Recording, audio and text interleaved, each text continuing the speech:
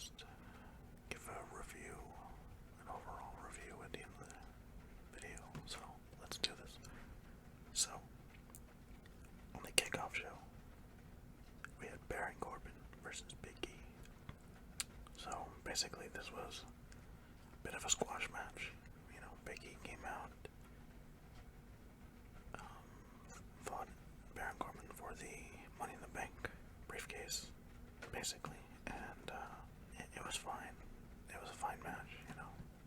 Becky obviously won, got his Money in the Bank briefcase back from Corbin, who stole it from him last week, and yeah, nothing special. It was alright. Then, to start the show, AJ Styles and Omos versus RK Bro.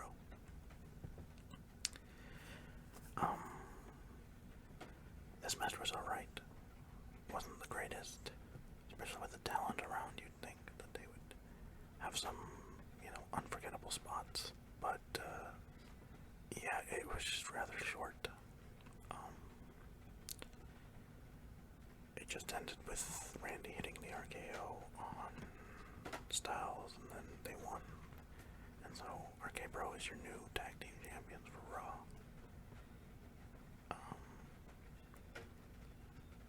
You know, AJ obviously made Randy look good, as he always does. He makes everybody look good. Moving on. Oh, this match definitely, no doubt, could have been on the pre-show, because this match was just horrible. It was just useless, and it was pointless. It didn't need to happen. This match,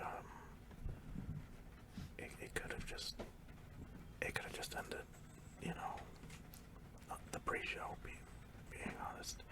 It was Alexa Bliss versus Eva Marie, and yeah, nothing really to say about this match. If you didn't watch this match, you would not be missing out on anything.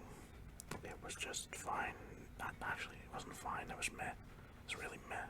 Obviously, Alexa wins. Then you have the United States Championship match. This match I liked. It was Sheamus versus Damian Priest, and yeah, it seems like Sheamus is gonna be going away for a while, maybe, you know, to go get married, go on his honeymoon, something like that, because he put over Damian Priest, and he made Priest look pretty good in this match, not gonna lie. It was solid. Can't say that, you know, it's one of those matches that you can rewatch like it's a classic. It's fine. It did what it was supposed to do. It served its purpose. Then you had the Usos versus the Mysterios for the SmackDown Tag Team Championship. Now this match was quite quick to start, you know. Had some nice spots in it. I will say, though, it seems that we're setting up a either Ray turns on Dominic or Dominic turns on Ray. You know, they've been teasing that for a while, these past couple weeks, you know, on SmackDown. I don't know how I'd feel about that. Son versus father. It's alright. I'd say this match was fun. It got the crowd going, for sure. Now, the match that followed this was, let's just say, controversial to say the least. So, all through the week we're told that Sasha Banks and Bianca Belair might happen, or might not happen, you know. There was numerous reports going on saying that it just might not happen because there was like undisclosed injuries on both parts from Bianca and Sasha Banks. And so, you know, we get this whole video package about their rivalry and stuff like that. And then Bianca comes out. I actually liked Bianca's gear, to be honest. I thought it was cool. She basically, you know, the thing about Bianca Belair makes her own gear. So she basically fashioned herself with, you know, the SmackDown women's title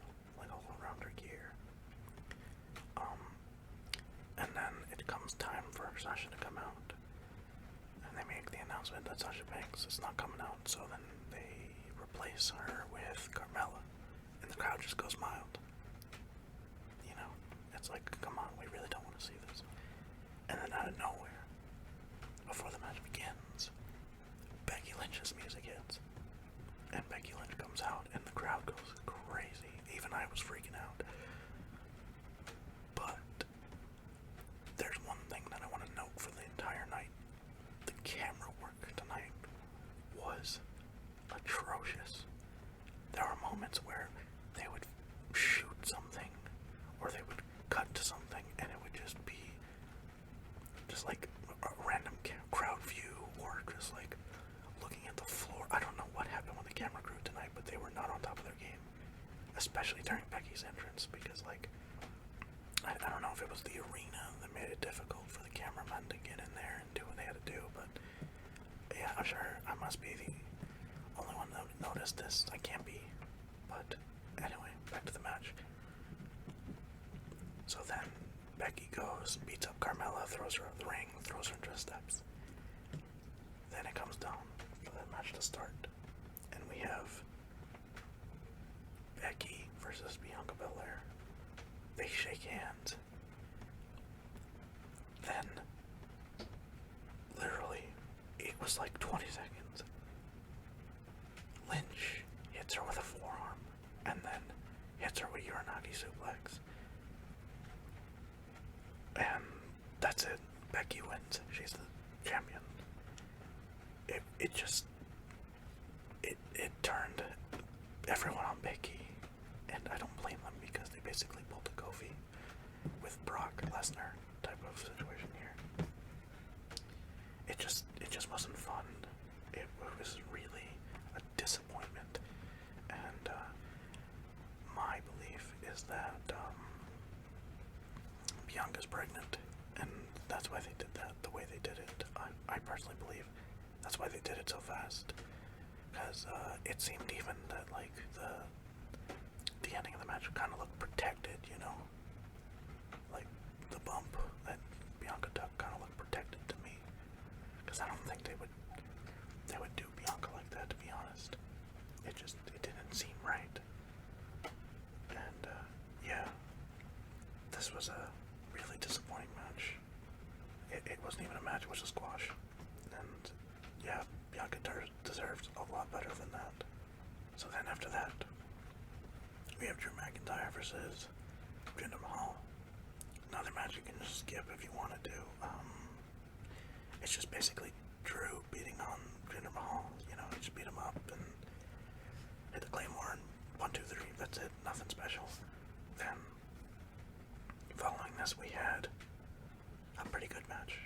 The triple threat for the Raw Women's Championship. This match I actually enjoyed. Nikki Ash, or Nikki Almost a Superhero, versus Charlotte Flair versus Rhea Ripley. And then, yeah, there was a couple good spots here. Flair looked amazing in this match. Charlotte always does. Charlotte looked amazing here. Yeah, I was a huge fan of this. This was good. Charlotte obviously wins, and, well, not obviously, I was surprised that they put the belt back on Charlotte. Seems like Charlotte's trying to match up with her father at this point, because it's like every other pay-per-view, every other week, Charlotte's beating someone for the title. But this was fun.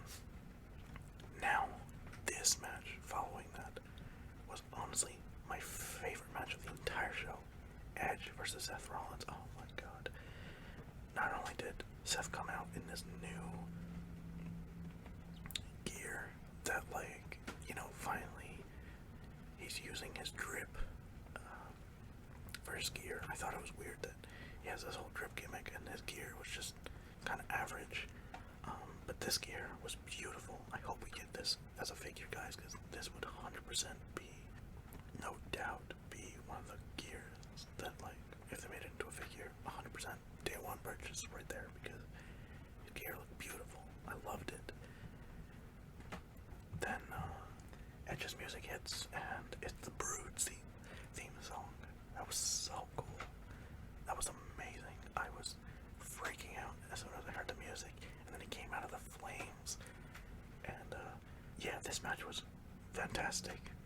was any match, I'd say watch this one.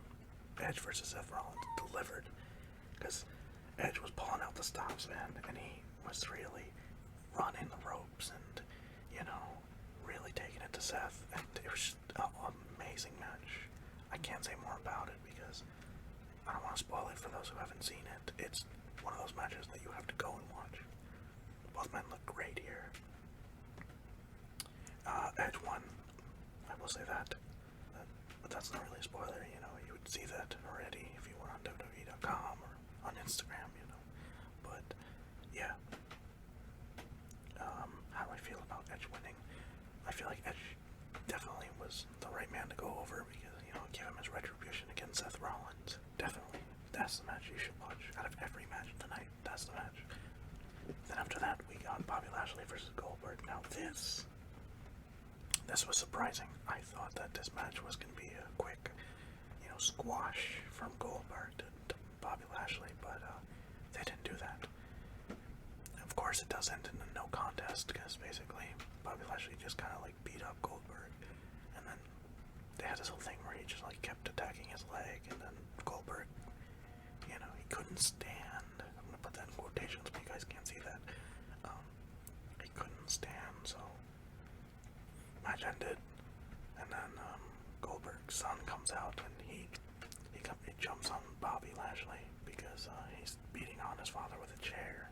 And you know, it was supposed to be that Gage gets put in the hurt lock for a while, but he literally just like immediately passed out. It was really funny. It was really funny. He just got put in it barely and he just passes out. So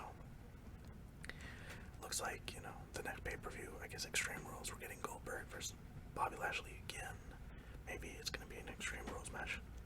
Highly unlikely. But, you know, they give a reason for a sequel. Yeah, again, another skippable match. Now, we're at the main event. John Cena versus Roman Reigns for the Universal Championship. Wow. What a match. Cena sold this perfectly. You know, he really did a good job making Roman look good. Roman decimated Cena in this match. He really just took him down, and, you know, there was moments where Cena would try to hit an AA and Roman would reverse it into like a DDT. Roman would put Cena in sleeper hold, and then Cena would break out of it.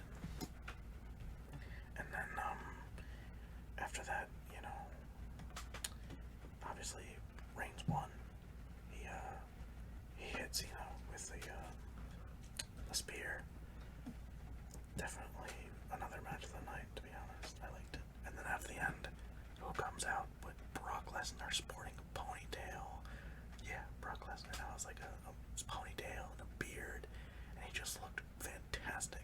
Brock just looked huge, and like Paul Heyman sold really well. He made this like face like, oh my god, no. He's like, Brock, no, not this time, please, don't do this. Like, you know, someone made a joke online that it was like gonna be a custody battle, like Rey Mysterio and Eddie Guerrero for Paul Heyman. It's really funny. But yeah, that ended the show, and then I really wish we saw the end of the match the end of the show, which was basically Brock Lesnar decimating Cena. You know, only the live crowd saw that. I really wish we still even had, like, you know, WWE.com exclusive cameras filming it. Nothing. But yeah. So overall, the show was just fine. You know, a couple good matches here and there. I did leave out the stupidest thing, which was like Miz and Morrison coming out and just addressing the crowd, and they like talked about how hot it was, and they were gonna like shoot the crowd with a water gun or whatever, and then, you know, Xavier Woods stole it, and then it was just kind of stupid. It was pointless. Like, the time that they spent doing that could have gone to another match. Like, could have given more time. And then, you know, we also had a moment where Boogs came out and played the theme song for Nakamura, for King Nakamura, well, Shinsuke. And again, another pointless moment. Just really could have done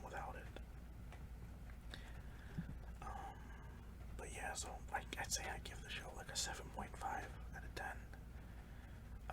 Definitely match highlights were Edge and Rollins, and Cena and Roman. I'll even give it to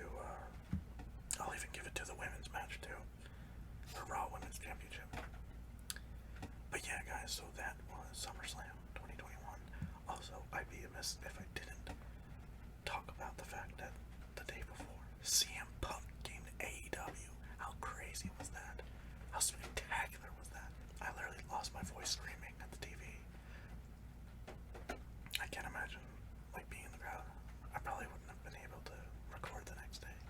Yeah, I'm super psyched that he's in AEW, and you know, we have word that he's gonna be around for a while. You know, he signed on for a full-time contract, so that's splendid. So we're gonna see him on Dynamite and stuff like that.